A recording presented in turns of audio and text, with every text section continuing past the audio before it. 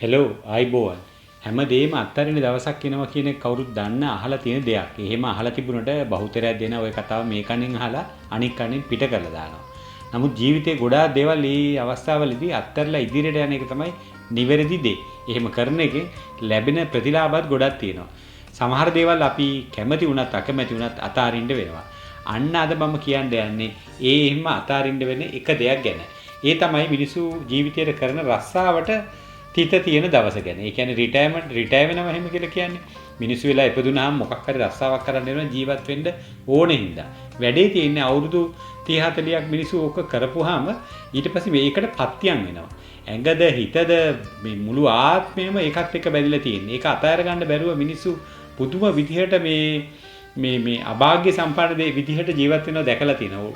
විශේෂයෙන් කෙනෙක් රිටයර් වුණාට පස්සේ බලන්න ඒගොල්ලන්ගේ පිටේ ඉඳලා බලපුවම පේන මිනිස්සු මානසිකව ශාරීරික පුදුම විදියට වැහැරීමටපත් වෙලා තියෙනවා. මිනිස්සු උනාම තේරුම් කරගන්න ඕන දැනගන්න ඕන පටන් ගත්ත දෙයක් අවසන් වෙනවා කියලා.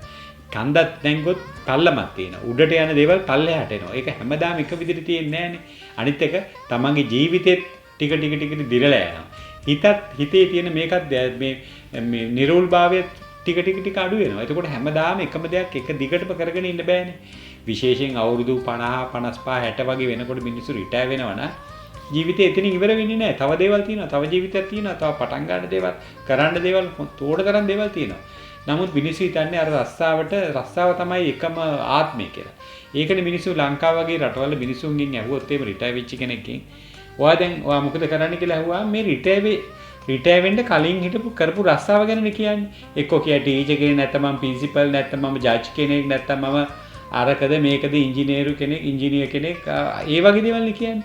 හැබැයි දැන් රිටයර් වෙලා අවුරුදු ගණනාවක් වෙන්න පුළුවන්. අවුරුදු 5 10 15 20ක් වෙන්න පුළුවන්. ඒකෙන් තමන්ට නැති ජොබ් එකක් ගැන තමයි ක්ලේම් කරන්න යන්නේ. ඒතර දැන් එයාට ඒ රැකියාව දැන් කරන්න බෑ. ඕකට හොඳ උදාහරණයක් මම කියන්නම්. දැන් පිටරටවල එහෙම මිනිස්සුන්ගෙන් ඇහුවොත් එහෙම සමහරවිට කලින් කරලා තියෙන විවිධ ලොකු රැකියාවන් කරලා තියෙන. කියන්නේ ඉහළ රැකියාවන් කරලා තියෙන.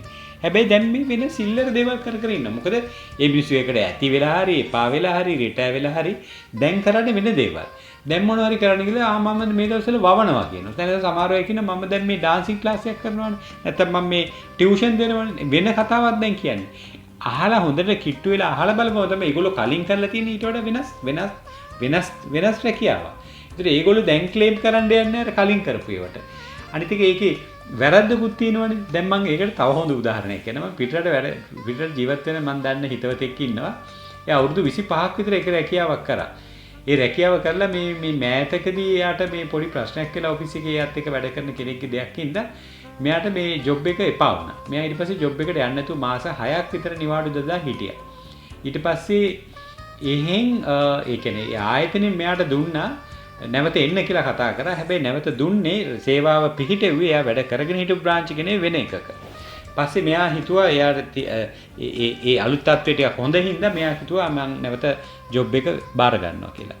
නමුත් දැන් අවුරුදු 25ක එක්ස්පීරියන්ස් තිබුණ කෙනාට මාස 6ක් වැඩට ගියේ නැති එක ගැන සලකලා මෙයාට ආපහු ට්‍රේනින් එකක් දීලා නේද ආපහු නැවත සේවයේ පිහිටෙව්වේ. ඒ කියන්නේ මොකද්ද? මාස 6ක් නිකන් හිටපුවාම අර කරපු රැකියාවේ කම්පිටන්සි එක යාට නැහැ කියලා සලකන්නේ. එතකොට මේ අවුරුදු 20ක් 25ක් 10ක් 15ක් අවුරුද්දක් දෙකක් හරි රැකියාවෙන් අයින් වෙච්ච කෙනෙක් අර රස්සාව ගැන ක්ලේම් කරන්නේ නැහැ. ඒක ගැලපෙන්නේ නැහැ. දැන් ඒක එයා දැන් මේ වෙලාවේදී ඒක කරන්නේ නැහැ. මේ අලුත් තත්ත්වයට ඇයි මුහුණ දෙන්න බය? අනිත් එක මෙහෙම එක්කුත් තියෙනවනේ දැන් ලංකාව වගේ රටවල් මිනිසුන්ට සමහර ඉහළ රැකියාවන් කරපුවාම ඒවෙන් ලැබිච්ච ප්‍රතිලාභ ඒ වගේම අර සිවිල් බලය එහෙම ආරූඪ වෙලානේ තියෙන්නේ. ඒතර ඒවෙන් අර ඒවෙන් අයින් වෙන්න බෑ එකපාරට. ඒවෙන් ගැලවෙන්න බෑ. මිනිස්සු හිතන ඉන්න තාමත් ඒ සැලකුම් කැමැත්ත මේ ලැබෙන ප්‍රතිලාභ Tamanට මේ සමාජයෙන් ලැබෙනවා කියලා හිතාගෙන ඉන්නවා. තමයි මොකද ඒවා නැතුව ජීවත් වෙන්න බැරි තත්යකට මේ මනස හැඩ ගැහිලා තියෙන මිනිස්සුන්ගේ. ඊට අමතරව දැන් සමහර ශාස්ත්‍රවල ඒක ප්‍රසිද්ධ කියන්නේ සමහරට මේ බුද්ධිමත් මිනිස්සු ඒ ලොකු දේවල් කියන්නේ කරලා කියලා තියෙනවා මේ එහෙම ශාස්ත්‍රවල හිටපු මිනිස්සු දැන් ඕක අතාරින්න ඕනේ මොනවා කරත් කවදා හරි තැනදී අතාරින්න ඕනේ හරි තැනදී නැතුව වෙන තැනකදී අතෑරියොත් ලෝක අමාරුක වැටේ. ඉතින් සමහර මිනිස්සු දැන් සමහර ප්‍රතිපත්තිවල සමහර සංකල්පවල හිටපු ඒවට හාත්පසින්ම වෙනස්. අංශක 360ක් අනිත් පැත්තට හැරිලා විකාර දොඩවනවා. ඒ වෙන්නේ මොකද ඒගොල්ලෝ අර ජීවිතයේ අග්ගිස්සට ගිහිල්ලා ඉන්නේ. ඒගොල්ලන්ට මානසිකව ශාරීරිකව ඒගොල්ලෝ දැන් වැහැරිලා ඉන්නේ. ඒගොල්ලෝ නිර්වුල් බුද්ධියකින් නෙවෙයි ජීවත් වෙන්නේ. ඒගොල්ලෝ මේ පිස්සු විකාර දොඩවනවා. එතකොට අර ඒගොල්ලෝ අර පී ටයිම් එකේ හොඳම වෙලාවේදී අයින් වෙලා කට වහගෙන ඉන්නේ නැතුව, තමන්ගේ වැඩක් බලාගෙන ඉන්නේ නැතුව අර දේවල් බදාගෙන ඒවත් එක්කම ඉන්න ගිහිල්ලා අන්තිමට අර ලොකු චරිත වෙලා විශාල චරිත වගේ හිටපු කට්ටිය බිම්මට මැද වැටලා නිකන් මිනිසුන්ගේ උසුළු විසුළුවට ලක් වෙනවා. මොකද මේ දැන් ඉන්න තරුණ කට්ටිය හැම පරණ මිනිස්සු කරපු කීප දේවල් ගැඩි දන්නෙත් නැහැ. මේ ඉතින් මේ මිනිස්සු ටක් ගාලා මේ අර නිකන් hina වෙන්න මේ පාචල් කරන්න තමයි මේ පටන් බලන්නේ. ඉතින් එතකොට අර මිනිස්සු නිකම්ම සිල්ලර වෙලා යනවා. ඒ අර වෙලාවට නියමිත වෙලාවේ අතාරින් නැති එක හේතුව.